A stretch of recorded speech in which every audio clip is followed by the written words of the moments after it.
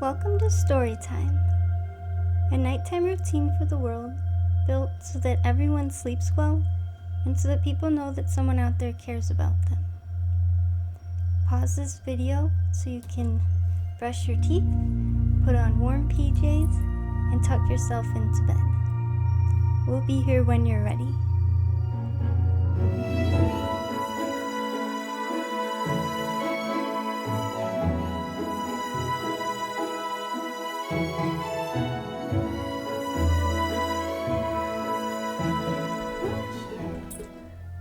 It's time for your cookie.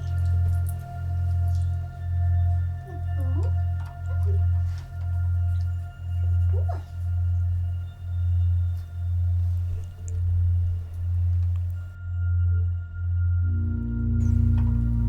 Tonight we'll be reading Charlie Learns to Lead. This is about when a lively border collie named Charlie learns that leading with patience and care is better than rushing and barking. He discovers the true strength of a calm heart on his family farm. Follow Charlie's journey to becoming a gentle leader and winning the trust of his fluffy friends.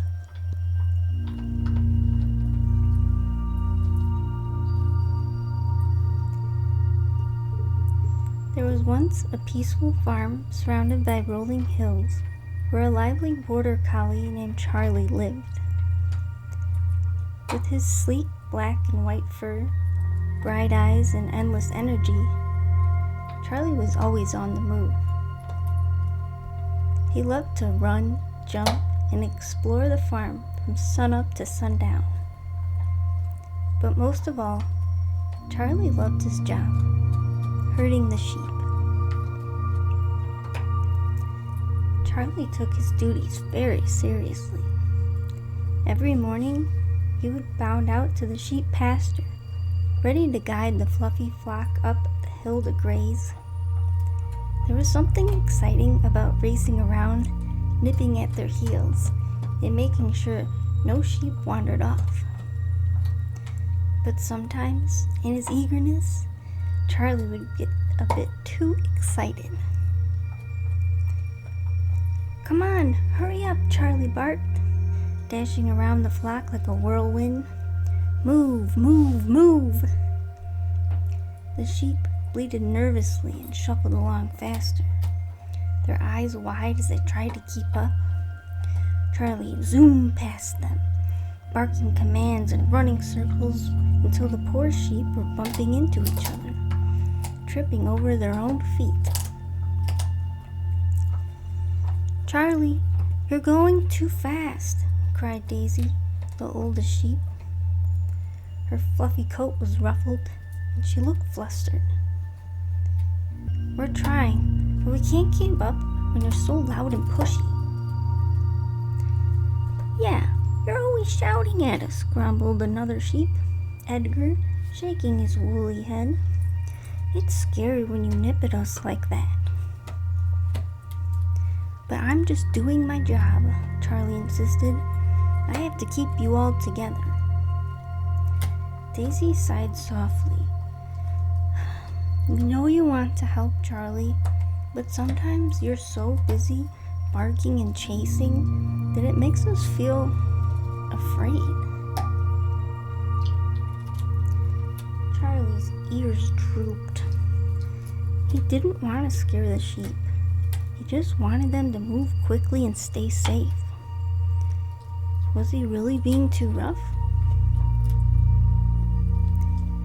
That afternoon, as Charlie was resting under a shady tree, the farmer approached and sat down beside him.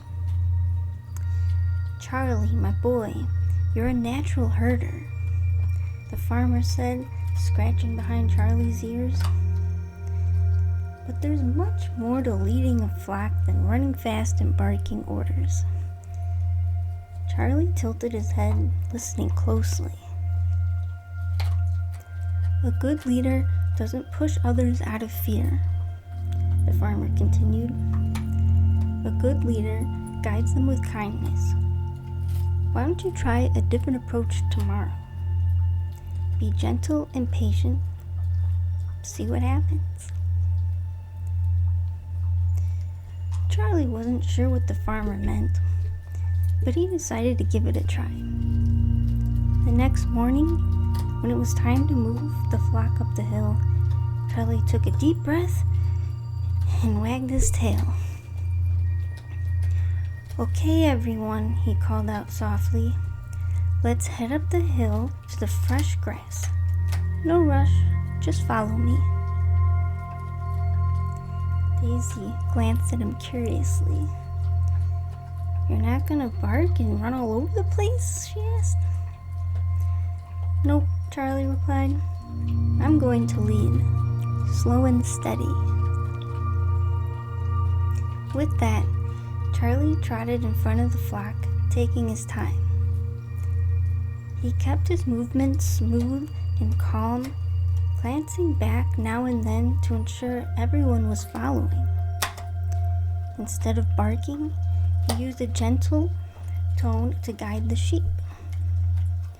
When one of the younger lambs, Oliver, strayed off to nibble at a bush, Charlie didn't nip at his heels. He walked up slowly and gave a friendly nudge with his nose. "This way, Oliver," Charlie said kindly. "There's better grass up ahead." Oliver blinked and quickly scampered back to the group, beating a soft, "Thank you, Charlie." The other sheep seemed surprised at Charlie's calm behavior, but as they continued up the hill, something amazing happened. The sheep started to relax. Instead of scrambling around and bumping into each other, they moved smoothly and stayed close together. "This is much nicer," Daisy said with a smile, keeping pace beside Charlie. "We feel safer when you're gentle like this." Charlie's heart swelled with pride. Maybe the farmer was right. Being kind didn't make him a weak leader. It made him a better one. As the flock reached the top of the hill, Charlie stopped and looked out at the green pasture. The sheep were calm and content, happily munching on the grass. There was no frantic bleating, no nervous glances, just peace. "You did it, Charlie," Oliver bleated, his little tail waggling. "You led us here perfectly." Charlie's tail wagged furiously, but he kept his voice steady. "Thank you, Oliver, but I didn't do it alone. You all listened and trusted me. That's what made it work." Daisy nodded. "We trust you because you were kind and patient. That's what a true leader does." Charlie felt a glow warm in his chest. It felt good to know there was strength in being gentle. From that day on, Charlie led with a softer voice, a gentler step, and a lot more patience. And you know what? The sheep began to trust him more and more. They followed him happily, knowing that their shepherd wasn't just there to keep them in line. He was there to take care of them. Charlie learned that day that being a leader wasn't about being the fastest or the loudest. It was about making sure everyone felt safe and happy. And the best way to do that is to always lead with kindness. The end.